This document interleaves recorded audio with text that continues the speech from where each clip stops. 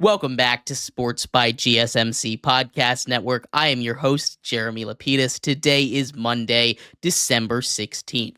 If you were just tuning in, we just finished previewing the Monday night doubleheader that takes place tonight, where we saw the kickoff between the Bears and the Vikings, a huge game in that division, trying to get right for the Bears, and a game that's important for both playoffs and draft order with the Atlanta Falcons taking on the Las Vegas Raiders. In this segment, we turn our attention to some action from this weekend. College football, the Heisman Award, the most important award in all of college football, the Heisman, was given out on Saturday. It was the most compelling race that there's been in a very, very long time. We're going to talk about that result coming up in just a second and who should have won. But before we do that, remember, if you would like to be an even bigger part of the show than you already are, all you need to do is go to gsmcpodcast.net. Or if you are on YouTube, you can use that super chat feature. If you do either of those two things, a message should pop up on the bottom of the screen for you, me, and everybody else around the world to see. If you do have a burning question about sports, anything at all that you would like to ask, go ahead and throw that in the comments. Throw it in the chat. I will get to it as soon as I possibly can. I appreciate everybody so much for sticking around, talking some sports with me here on a beautiful Monday, December 16th. But like I was saying, we are going to get into the Heisman Trophy ceremony. We saw Travis Hunter take the award, the first full-time defensive player to win the award since 1997, when Charles Woodson did it with Michigan. And that is probably the closest comparison to what Travis Hunter is doing. Now, that's not to say that we've ever seen what Travis Hunter is doing right now in college football, right? This is a very, very unique season that he has had. Travis Hunter deservingly so won the Heisman, I think. And I think people that are going out there and bringing up these honestly bad faith arguments for Ashton Jeanty, who also deserve to win the Heisman. It's possible that two guys can deserve to win the best player in the country award. We saw it. There were three awards that are given out to the best player in the country by different voting groups. The Maxwell Award, that one went to Ashton Jeanty. The AP Player of the Year, that one went to Travis Hunter. The other one also went to Travis Hunter. There were three of them. Travis Hunter took home two, and the Heisman. So 3 out of the 4 best player in college football awards went to Travis Hunter, and he absolutely deserves it. We're going to run through some stat comparisons between them, and it's tough because they play different positions. You can't really compare them head to head. A running back has different duties than a wide receiver and a cornerback, right? But looking at Travis Hunter, the guy who ended up winning, he had 92 receptions, good for the best in all of the Big 12. He took those receptions for 14 touchdowns through the air, also led the Big 12, a rushing touchdown, that's 15 total touchdowns on the season, and 1,152 yards. That is incredible performance. That's an incredible performance on the offensive end. If that was it, that's probably not enough to win the Heisman, but he did end up winning the Biletnikoff Award, the best wide receiver in the country. Now, you can talk about whether or not a guy like Nick Nash should have won it. I don't think so. I think Travis Hunter pretty clearly was the best wide receiver in the country. I don't know why people are mad at that. But also, he is a guy that you could make the argument was the best secondary player in the country. He had 4 interceptions on the season, but what's more impressive than that is through playing 13 games, he was only targeted 38 times, which means he had an interception on 10% of the time the ball was thrown to him. And some of these plays are highlight reel plays. He also led the Big 12 in passes defended, 11 passes defended. If you combine that with interceptions, he also dropped 1 interception. That is almost 40% of the time that the ball was thrown to him, he stopped it. That is incredible. 42 passer rating against him. That is not that's not normal with the amount that he's on the field. People say snaps are not a stat, and that's right. Snaps are not a stat. It's true. It doesn't matter how many snaps you are out there. It matters how effective you are in the snaps that you are.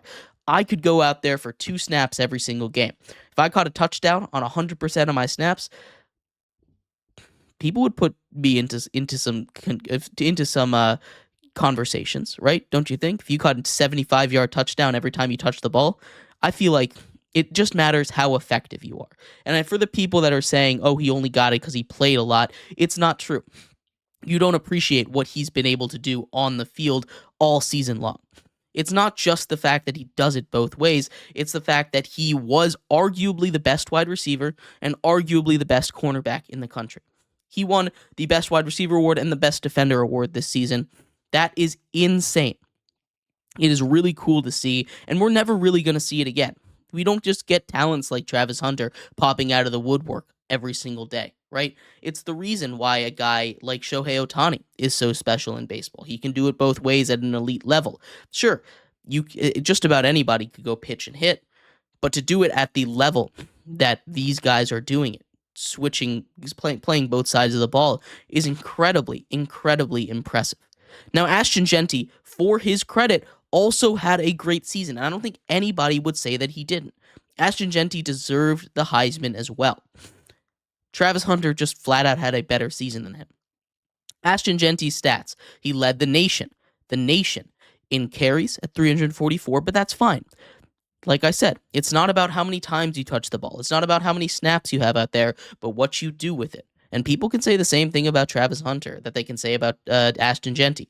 He touched the ball a lot. Ashton Genty, 2497.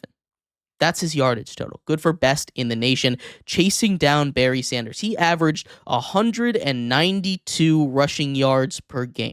There was not a single game all season long where he was less than 125 yards on the ground. That is incredibly impressive. And it's not just that. When teams were playing Boise State, they would stack the box. And one stat that I think that's really, really cool to see is his yards after contact. Ashton Genty finished with 2,497 yards. If you just take the yards he had after contact, he would still be top 10 in the nation in rushing. He had almost 2,000 yards after contact running the ball. 1,889 yards on the ground after he was touched. That is incredibly impressive. He had a breakaway on over 50% of his carries. This guy bounced off contact. He ran hard. And sure, it's the Mountain West. The Mountain West is a really good conference. They had a win and you're in playoff situation. Boise State legitimately ranked 10th in the nation, right? Boise State was ranked above two teams that made the playoffs this year. They were ranked above Alabama this year. Put some respect on Boise State's name. Put some respect on the Mountain West a little bit. I know it's the group of five and you have your bad teams, right? But you also have your bad teams in the SEC. No one is arguing that Mississippi State was great. No one is arguing that a team like NC State was great, right? You have these bad teams in every single conference. And the Mountain West might not have its biggest share of elite teams as the SEC might have, but it's not a huge drop off. And I think we're going to see that in the playoff game, especially if they end up taking on SMU. I think that's going to be a really interesting game that could go either way. But put some respect on Ashton Genty. Not just the yards, he also led the nation in touchdowns, 29 rushing touchdowns, led the nation. He led the nation in total scrimmage touchdowns at 30 touchdowns. He only fumbled the ball twice for a guy that touched the ball 344 times. He only fumbled twice. That is crazy. What he was able to do on the ground was incredible. Travis Hunter still deserved the Heisman. And again, I understand if you want to push the Ashton Genty agenda, right? Ashton Genty had a great season. He won the fan vote, and that counts for something. Having the fans believe that you won the Heisman is something that's really cool to hang your hat on. Now, it's not going to be anything that, actually means awards, but it is really cool to see that it was as split as it has been in over 10 years. This was the closest margin of a Heisman vote since 2009. Ashton Genty and Travis Hunter were both top 4 in all-time votes, all-time ballots, both over 90%. Now, there were a couple of them that there was one voter that didn't have either of them on the ballot, and I think if you watched college football this year, to not have them 1 and 2, irregardless of that, to not have either of them in your top 4 is ridiculous. That is something that I just can't understand. And I think everyone that's watched college football, or at least even followed it around at all would see that that doesn't make any sense. These are both guys that at a bare minimum should have been top 4. They definitely should have been top 2. I think it was very clear that they both were the best players in the country. But Travis Hunter ends up taking home the award, and he absolutely deserves it. I'm really curious to see what he does at the NFL level. I think it depends what team drafts him. If he plays wide receiver or cornerback or both, you look at his numbers, he had career years on both sides of the ball. Of course, he was healthy for the first time for a full season on both sides of the ball, but he had career seasons in both. This is a lockdown corner, a wide receiver who might have the best hands in all of college football, and a guy that is just a walking human highlight reel. He deserves, I think, the shot to go both ways in the NFL, but that's a conversation for another day.